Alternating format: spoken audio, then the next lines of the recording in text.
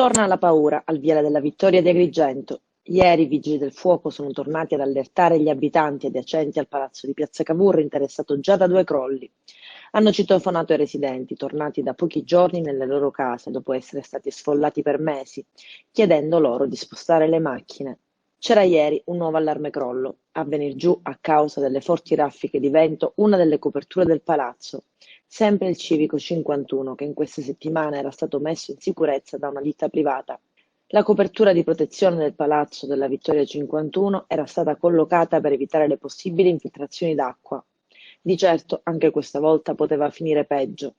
Il legno, che è stato spazzato via, è finito sull'asfalto della strada. La zona in via precauzionale è stata chiusa al traffico. Niente auto e persone. I residenti barricati, increduli a casa con la paura di essere ricacciati fuori, via dalle loro case un'altra volta. Non si può continuare a sfidare la sorte, dichiara il sindaco di Agrigento, Lello Firetto. Siamo prossimi al Natale, il Viale della Vittoria dovrà essere transitabile. Le famiglie dei condomini sfollati che da pochi giorni avevano fatto rientro a casa e tutte le attività commerciali della zona hanno diritto a trascorrere serenamente le festività.